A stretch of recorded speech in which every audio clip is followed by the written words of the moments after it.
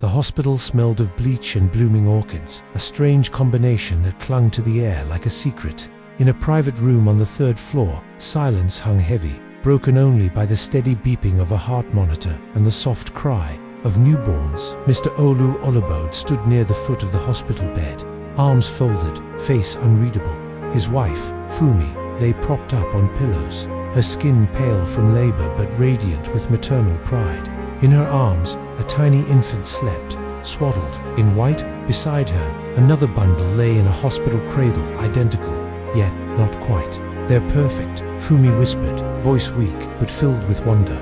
Mr. Olu didn't respond. His eyes were fixed on the second child. A doctor stood nearby, adjusting the foreline and hesitating before speaking. "There was a complication," the doctor said, clearing his throat. "The second twin suffered oxygen deprivation during delivery. We ran immediate tests. The brain damage is severe." Fumi blinked slowly. "What are you saying?" "She'll require full-time care. She may never walk, never speak. Her condition is permanent." A silence heavier than before filled the room. Fumi looked down at the baby in her arms, and then turned to the other child, whose eyes fluttered open for a second. The infant stared at the ceiling with vacant stillness. There was no recognition, no spark. "She's still beautiful," Fumi said softly, trying to summon a smile. Mr. Olu turned away, jaw tightening. That night, under the cover of early morning darkness, Olu did something that no father should ever do.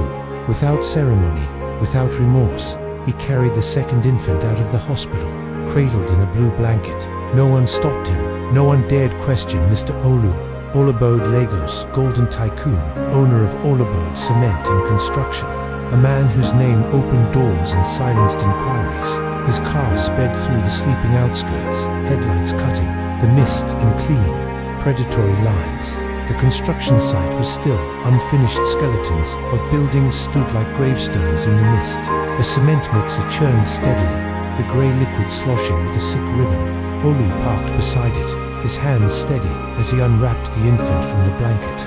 The child stirred, let out a weak cry. His heart didn't skip a beat.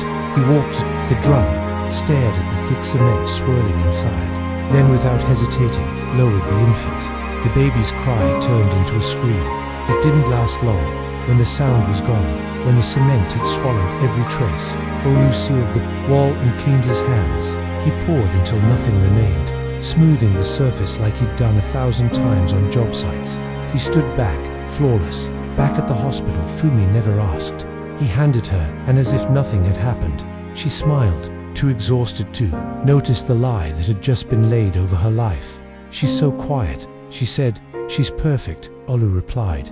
And that was that. Years passed and Olubode lived in luxury. A private tutor taught her numbers before she could write her name. Nannies fussed over her curls. Her birthday parties made the society pages. Her father spoiled her with an intensity that bordered on guilt, though he never admitted it, not even to himself. But something in Anne was ...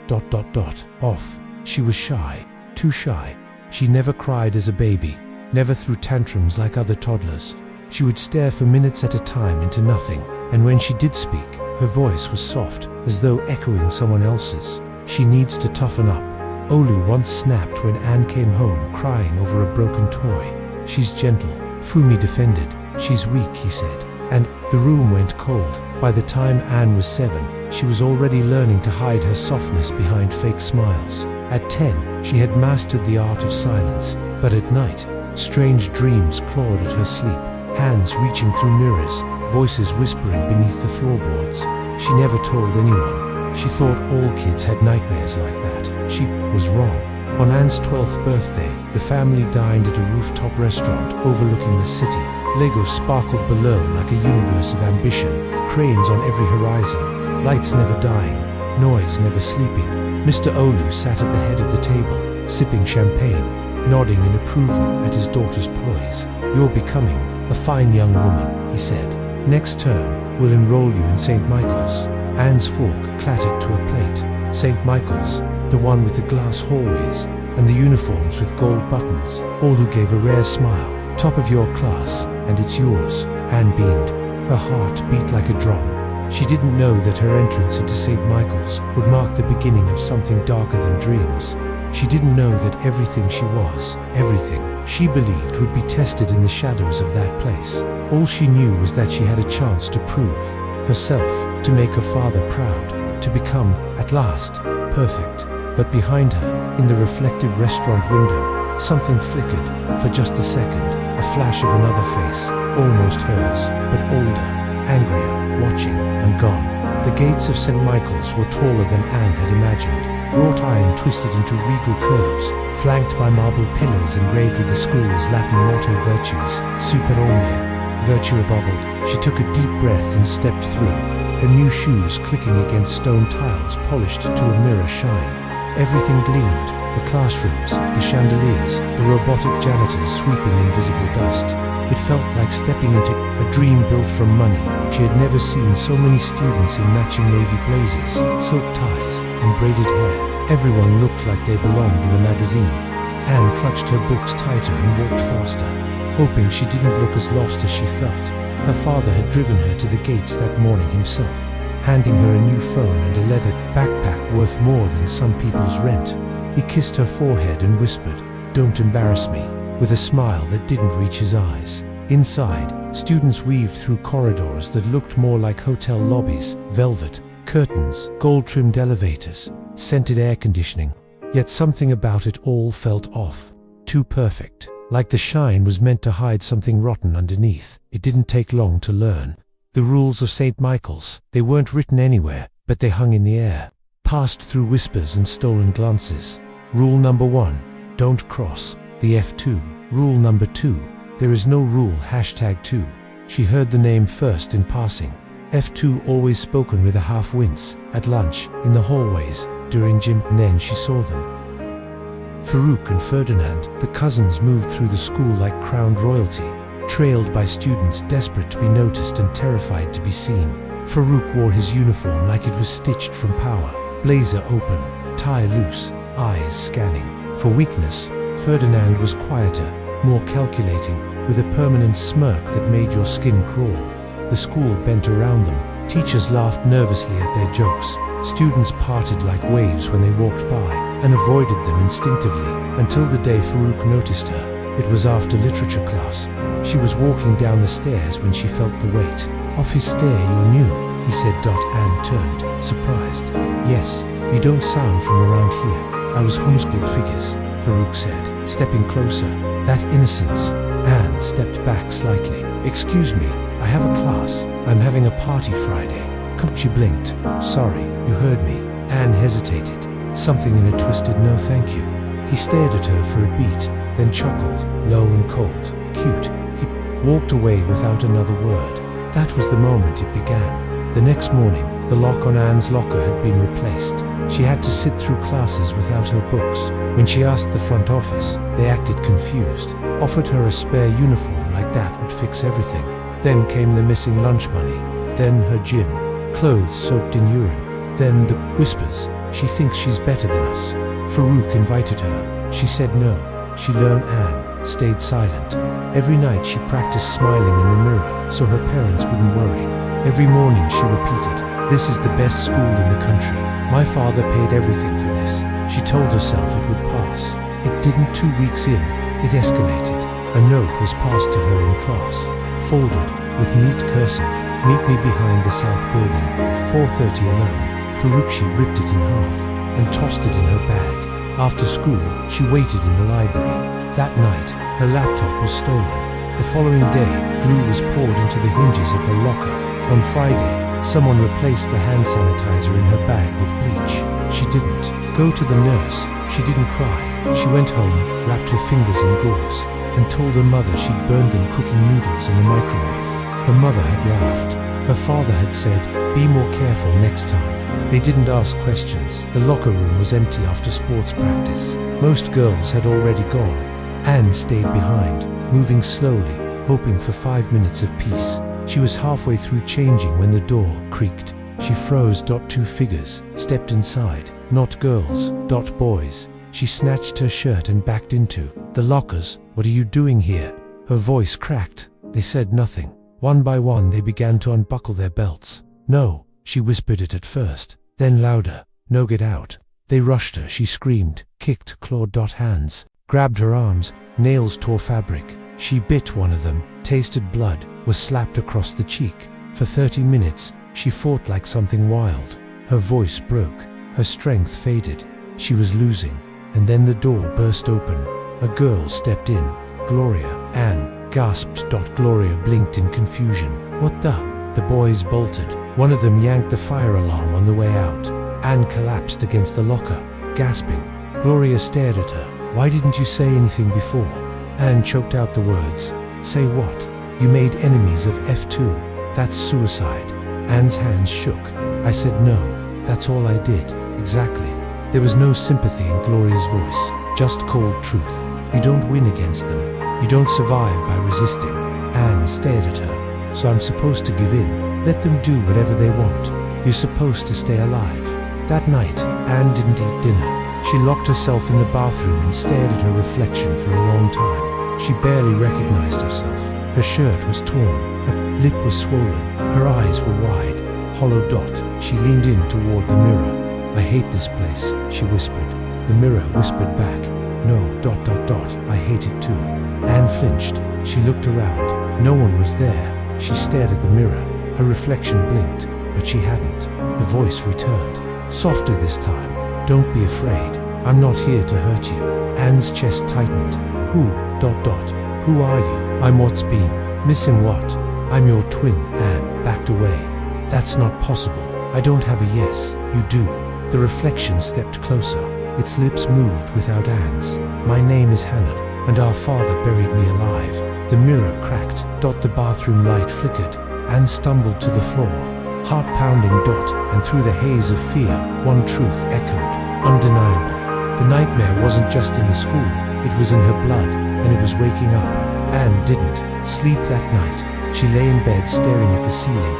The fractured crack in the bathroom mirror replaying over and over in her mind. Her body trembled under the blankets, but it wasn't the cold. It was knowing something was inside her, or beside her, or worse, part of her. By 3:14 a.m., the bathroom light turned on by itself. Anne sat up with a start. The door creaked open. Though there was no wind, no footsteps, no one awake in the house. She got up, barefoot, heart slamming against her ribs. She walked to the bathroom, and this time, when she looked in the mirror, the reflection didn't match her. The girl staring back had her face, but older, stronger. Her eyes burned with something Anne didn't have. Something fierce, something unfinished. You're awake, the reflection said. Anne couldn't speak. The girl stepped forward, touching the inside of the glass like it was water. I'm Hannah, Anne whispered. Why me? Hannah tilted her head. Because I never got to live. But I stayed. I held on. And you carried me. That's insane. No, it's survival. Anne blinked away tears. Are you real? I am what's left of what he buried. Anne's mouth dried. My father. Our father, Hannah corrected, her voice sharp. He buried me in concrete. Alive. Anne's knees buckled. She clutched the sink. But why? How? I didn't. You weren't supposed to. But I remember it. I remember the dark. I remember the cement filling my nose, my mouth, my lungs. But part of me escaped. Into you. Anne shook her head. Why now? Why appear now? Because I'm done watching. You're being destroyed by monsters. And I know how to kill monsters. There was silence. Then Hannah added, almost gently, let me help you. Anne looked up, eyes red. How? A trade. Anne tensed. You give me your body. For 2 weeks. I'll destroy them. Farouk, Ferdinand, and him. Her voice dropped like a knife. Our father, and me, and asked. You stay here, Hannah said, pressing her hand to the glass. In the mirror, you'll see everything. Feel everything. When it's over, I'll return your body. Anne hesitated. Everything inside her screamed no, but everything outside her was already breaking. I don't know if I can trust you, she whispered. I'm you, Hannah replied. I'm just the version that doesn't beg anymore. Anne took a breath so deep it hurt. Then, slowly, she raised her hand to the mirror, their fingers aligned, hers trembling. Hannah's steady. The moment they touched, the glass rippled like water. A rush of wind slammed the door shut behind her, and then silence. Hannah opened her eyes and breathed for the first time in 13 years. She blinked, rolled her shoulders, flexed her fingers. Alive. She turned toward the bathroom mirror. Anne was there now, trapped, staring, eyes wide in awe and fear. "Thank you," Hannah whispered. Then she walked out. By morning, everything about her had changed, just subtly enough to be dismissed. At breakfast, Mrs. Fumi paused mid-bite. "You're sitting straighter today. Better posture," Hannah answered with a soft smile. Mr. Olu glanced up from his phone, studying hard. Always, no one noticed the sharpness in her gaze. At school, the transformation was more obvious. Hannah walked into class wearing the same uniform, but something in her stride made people move out of the way. She wasn't shrinking anymore. She was watching, waiting. She spotted Farouk and Ferdinand by the water fountain. They locked eyes with her. They smiled, cruel smug. She smiled back. During lunch, she sat at their table, dead center. "Miss me?" she asked. Farooq raised an eyebrow. "Changed your mind?" "No," Hannah said, cutting into her food. "I changed the game." Ferdinand chuckled. "You got balls. I'll give you that." "I don't need balls," she said calmly. "I've got timing." They didn't understand what she meant. They would, after school. She wandered the halls until she reached the storage wing near the gym, the same wing where the attempted assault had occurred. She opened her phone and checked her notes. She'd memorized their routines. She'd watched through Anne's eyes. She knew when they slipped out, where they cornered other students, where the cameras were, and where they weren't. But she also knew something else. The school had cameras everywhere. They were just controlled by the headmaster. She needed evidence. She needed leverage. She needed a trap. That night, Hannah sent a message using Anne's private account. Anonymous, cryptic, precise. She baited them. The next day, the F2 followed the lead like moths to a flame. A delivery was waiting behind the chemistry lab. What they didn't know was that Hannah had bribed the janitor to leave the lab door unlocked. That she had hidden a recording device in a cleaning cart with a perfect view. They showed up. They made jokes. They assaulted another student. Hannah filmed it all. When it was done, she quietly retrieved the device, walked into the library, and made 3 perfect backups. Then she went home and smiled, one piece down. The next phase was personal. She needed to dismantle Olu Olabode. She waited until Sunday, when Fumi left for a spa retreat, and offered to spend the day with her father. "Just the two of us," she said sweetly. "Ol." He looked surprised and pleased. They went to lunch. He asked about school. She pretended to praise it. He relaxed. Back at the office, he showed her his private study, the one only his secretary was allowed in. Hannah played innocent. "This room's so fancy," he chuckled. "Comes with power. You trust your secretary with all this?" His smile curved. "Some secrets are worth keeping." She laughed along. Minutes later, he excused himself to take a call. That was all she needed. Hannah moved fast. She slid a thumb-sized recorder behind a ceramic sculpture on his desk. Then she unscrewed the pen camera she'd hidden in her braid and placed it under the desk facing the couch. Olu returned, unaware. They shared a drink. He walked her to the car, told her he was proud. Later that night, the recording showed exactly what she wanted. Olu, hands deep in his secretary's blouse, speaking her name like a man drunk on his own control. The camera caught it all, crystal clear. Hannah sat on Anne's bed, watching the footage with cold satisfaction. "Your kingdoms." Next, she whispered. 2 days later, she walked past Farouk in the hallway. He bumped her shoulder hard. It didn't faze her. "Still playing tough," he muttered. She smiled. "Still playing dumb." That night she sent a second message to the headmaster, anonymous, encrypted, untraceable. It included 2 files. File 1, footage of the attack behind the lab. File 2, a polite note, "Release this to the public, or I will."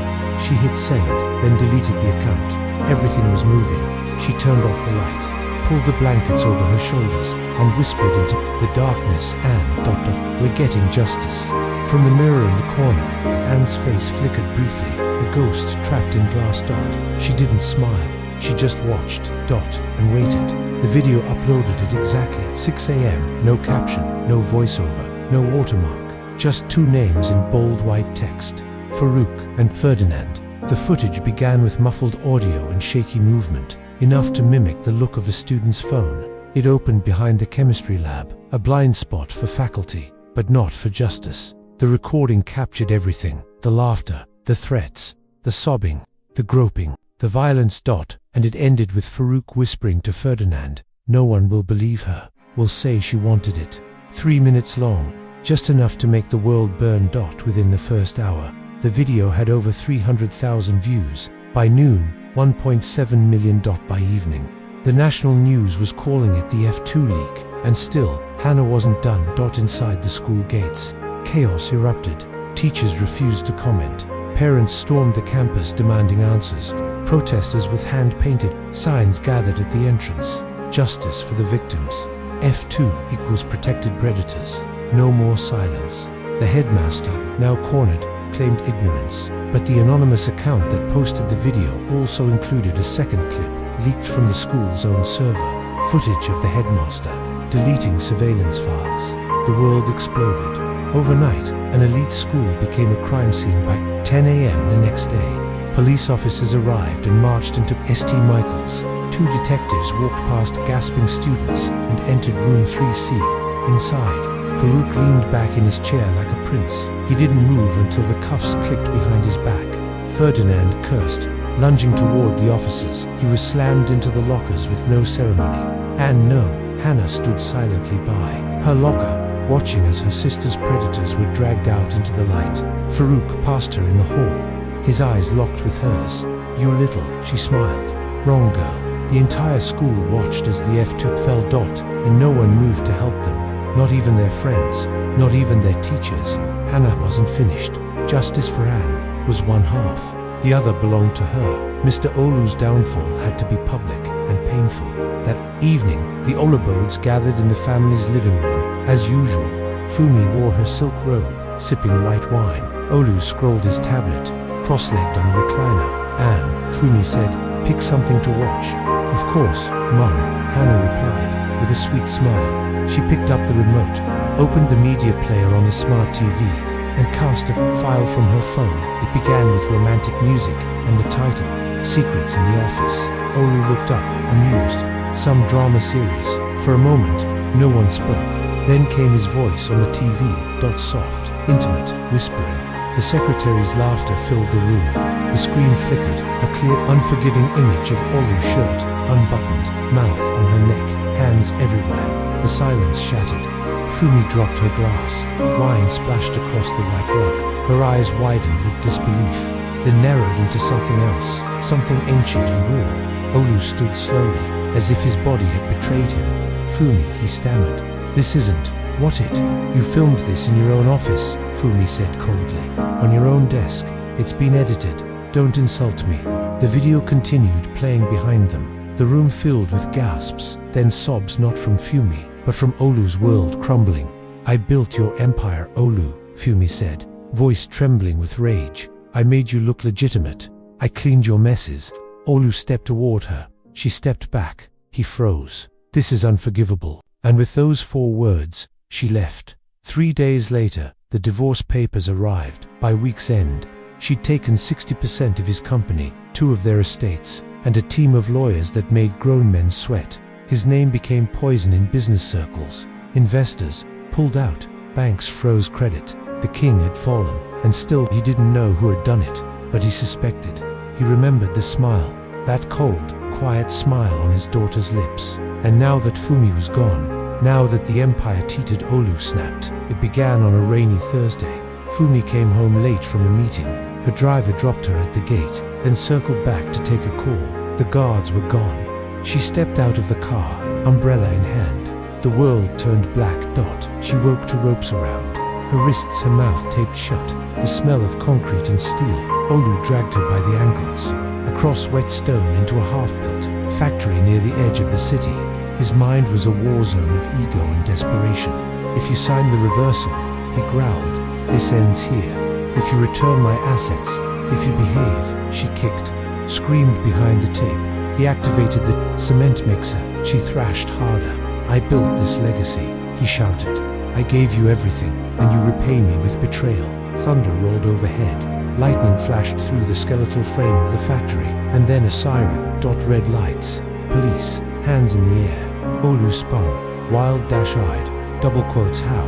The squad closed in. From behind them, one last figure emerged, slim, calm, school uniform soaked from the rain. Anne, no Hannah. That's him, she said. That's the murderer. All those face twisted and ack. He stared at her. You, you told them. You betrayed me. You betrayed yourself, Hannah said, stepping closer. You buried your daughter alive, and now you were going to do it again. I protected this family. You protected your image. Officers cuffed him, dragged him back. Olu twisted to face her one last time. Who are you? Hannah tilted her head. I'm Hannah. He paled. What did you say?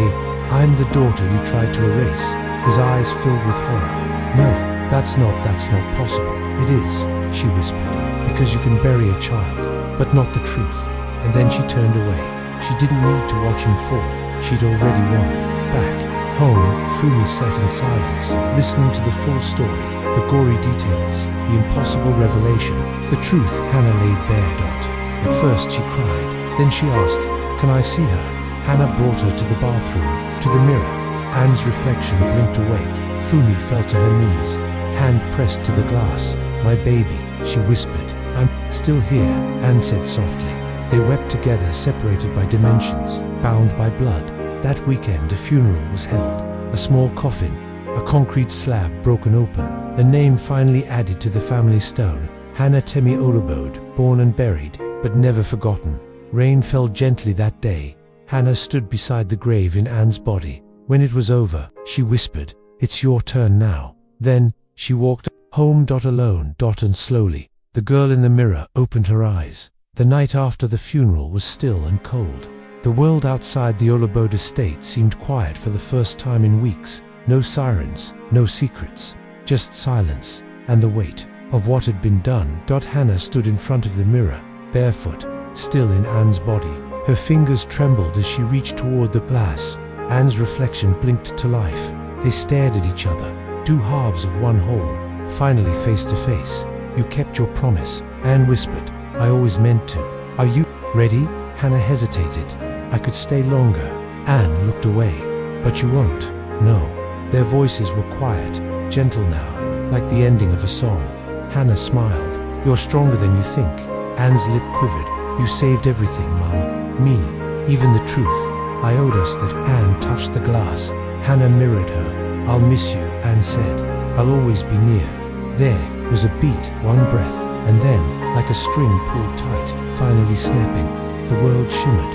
The reflection and the girl switched places in a blink of light, and opened her eyes inside her body again, staggering back as if wind had slammed into her chest. Her knees buckled. She caught the sink. The mirror was just a mirror again. No Hannah. No movement. Just silence. Fumi found her daughter in the hallway an hour later, sitting on the floor, curled against the wall. Anne looked up, tears streaking her cheeks. She's gone. Fumi knelt beside her. You did it. We did, Anne whispered. Because of her. Fumi held her tightly, stroking her hair like she had when Anne was 5. She gave us a second chance. Anne nodded into her chest. I want to honor her. I want people to know who she was. They will, and they did. 1 week later, the ceremony took place in a private garden behind the estate. The new headstone was simple, elegant, carved from pale marble. Hannah Temi Olubode, you were not a secret. You were strength, you were justice.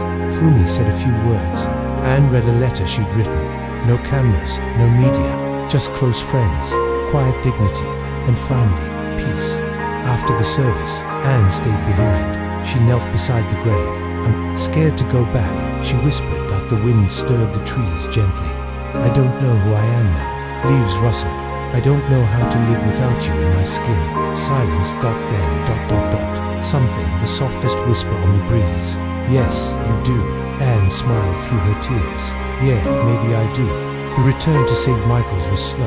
Anne walked through the same gates where everything had begun, but she wasn't the same girl anymore. Heads turned as she passed. Some whispered, others stared, but no one mocked her, no one dared. She walked with her head high, her back straight, her eyes steady. She wasn't pretending anymore. In literature class, she sat in her usual seat. Farouk and Ferdinand were gone facing trial.